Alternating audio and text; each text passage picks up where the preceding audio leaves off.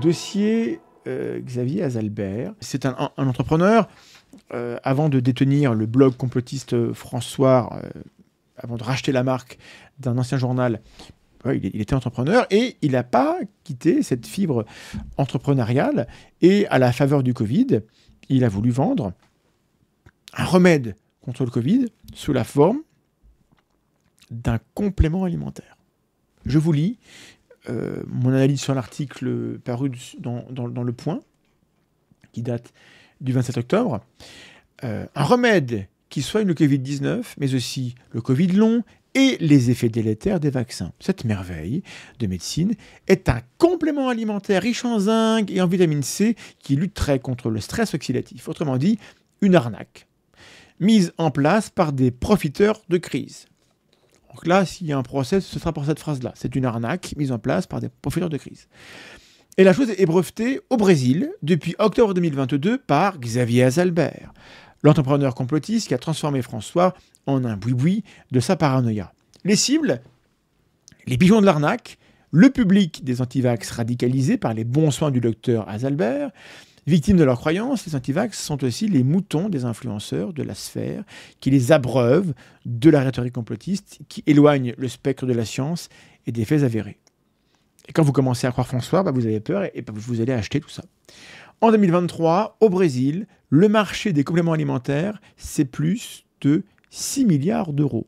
Quand en France, c'est environ 2,7 milliards. Et bien là, on comprend qu'il n'y a pas de mystère.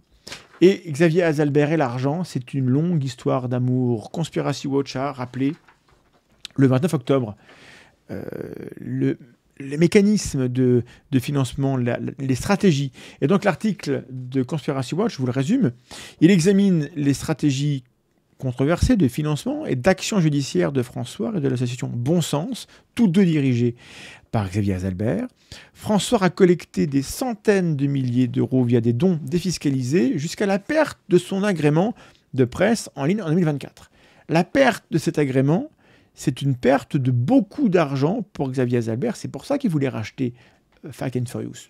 Affaire différente, et plus tard, on y reviendra. Bon Sens a également récolté près d'1 million d'euros de dons et d'adhésions entre 2020 et 2022. Ces fonds servent en grande partie à financer des actions en justice contre les mesures sanitaires, contre les scientifiques et contre des journalistes. Et l'argent sert aussi à financer les propres études scientifiques de Bon Sens et de François. Depuis janvier 2023, Bon Sens bénéficie d'un rescrit mécénat permettant la défiscalisation des dons, ce qui signifie que le contribuable français finance indirectement une association proche des théories du complot. L'article souligne la collaboration étroite entre François et Bon Sens dans leur stratégie de guérilla judiciaire et de désinformation. Avec, dans l'article, des morceaux de Francis Lalanne, Richard Boutry, Christian Perron, Jean-Yves Capot, Sylvain Trotta, Pierre Chaillot, Corinne Réverbel, etc., etc. Je souligne par ailleurs la stratégie de l'indignation permanente, à travers laquelle François se dit victime d'attaques, puis appelle à l'aide, récolte de l'argent pour aller en justice, perd des procès, lance des accusations, reçoit des réponses, panique et se dit victime d'arnaque, la boucle peut recommencer et les moutons mettent la main au porte-monnaie. Xavier Azalbert n'est pas devenu riche par hasard.